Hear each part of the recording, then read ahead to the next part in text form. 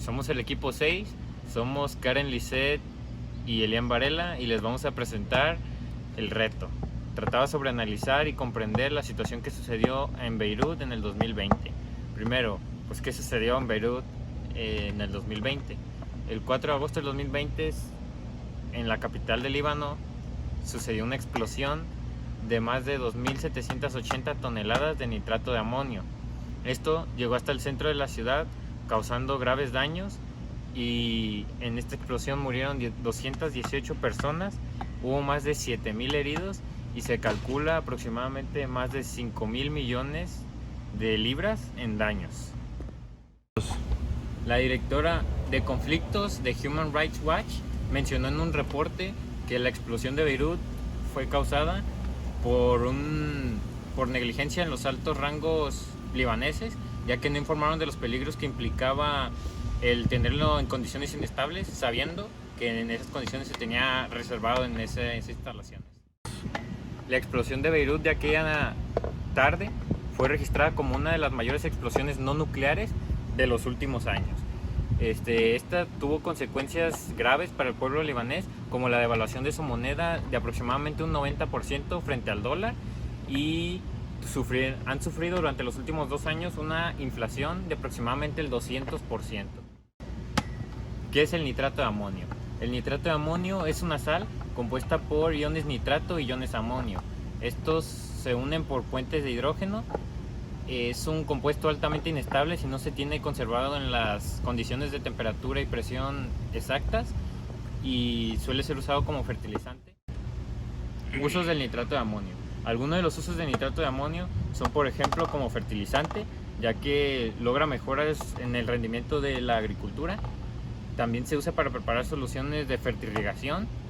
Suele ser utilizado como explosivo en la industria de la minería, también para explotación de canteras, y como limpiador de cristales, porcelana y acero inoxidable. ¿Qué enlaces se forman y se rompen al descomponer el nitrato de amonio? Pues esto puede pasar de 2 maneras diferentes dependiendo de las condiciones de temperatura. Se pueden llegar a romper los puentes de hidrógeno y los enlaces iónicos que hay dentro para formar nitrógeno diatómico, oxígeno diatómico, que tienen enlaces covalentes no polares debido a que su electronegatividad es menor a 0.4, y aparte formar agua, que sus enlaces son covalentes polares debido a que su electronegatividad está entre 0.4 y 1.9, o pueden descomponerse los mismos enlaces, puentes de hidrógeno y enlaces iónicos que hay en el nitrato de amonio para formar óxido nitroso y agua, que tienen ambos enlaces covalentes polares. ¿Qué propiedades físicas tiene cada uno de los compuestos que participan en las reacciones de descomposición del nitrato de amonio? Pues primero, el nitrato de amonio, que está compuesto por iones amonio y nitrato. El ion amonio es condiciones de temperatura y presión normales es gaseoso, y su punto de fusión es a menos 77.73 grados centígrados. El nitrato, condiciones normales de presión y temperatura, es sólido y se cristaliza en forma de cristales, y su punto de fusión es a 308 grados centígrados. Luego, el óxido nitroso, que es un gas incoloro a condiciones de temperatura y presión normales, y su punto de fusión está a los menos 90.86 grados centígrados. El agua, que es líquida a condiciones normales de temperatura y presión con una tensión superficial alta, y se fusiona a los 0 grados centígrados. El nitrógeno diatómico, otro gas incoloro, al igual que el oxígeno diatómico. El punto de fusión del nitrógeno está a menos 210 grados centígrados, y el del oxígeno diatómico está a menos 218.8 grados centígrados. ¿De qué dependen las propiedades de los compuestos que participan en las reacciones de descomposición del nitrato de amonio? Pues, al igual que de todos los compuestos que existen, las propiedades físicas que tienen en estos dependen de las fuerzas intermoleculares que tengan, qué tan fuertes son, fuerzas interatómicas que tiene la molécula, su masa atómica y su polaridad. Bueno, ¿qué es una onda expansiva? Pues al momento de la detonación de una explosión se libera una gran cantidad de energía, lo que provoca una onda de presión, la cual viaja desde el centro de esta hacia afuera. Lo que sucede aquí es que las partículas de aire que se encontraban en el centro de la explosión se expanden abruptamente, lo cual provoca que se compriman con las partículas que ya se encontraban a su alrededor, y esto es lo que genera la onda de presión, la cual viaja a la velocidad del sonido. Es por esto mismo que cuando nosotros vemos la nube de condensación, no sentimos ni escuchamos la explosión hasta que nos llega la onda expansiva. Bueno, el nitrato de amonio, siendo un componente tan riesgoso al mezclarse con otras cosas, tiene ciertas condiciones de almacenamiento que se deben cumplir.